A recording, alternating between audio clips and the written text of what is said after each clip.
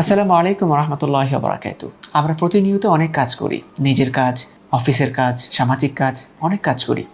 আমরা রাসূলুল্লাহ সাল্লাল্লাহু আলাইহি ওয়াসাল্লামের মাধ্যমে যে সর্বোত্তম কাজগুলো, তার মধ্যে কয়েকটার কথা আমরা জানতে পারি। এক নাম্বার হচ্ছে মানুষের মনে খুশির সৃষ্টি করা, কিন্তু সেই খুশির সৃষ্টিটা কখনো মিথ্যা বলে করা যাবে না। দ্বিতীয়ত হচ্ছে ক্ষুধার্তকে খাবার দেয়া। আমাদের চারপাশে যারা আছে, যারা ক্ষুধার্ত, তাদেরকে আমরা খাবার খাওয়াতে পারি। পঙ্গু, অসহায়, অসুস্থ, এদেরকে আমরা সহযোগিতা করতে পারি। যারা দুঃখী আছে, সামর্থ্য অনুযায়ী তাদের দুঃখ দুর্দশা দূরীভূত করার চেষ্টা করা। এবং যারা আহত, যারা অসুস্থ, তাদেরকেও আমরা সামর্থ্য অনুযায়ী সেবা করতে পারি এবং সহযোগিতা করতে পারি।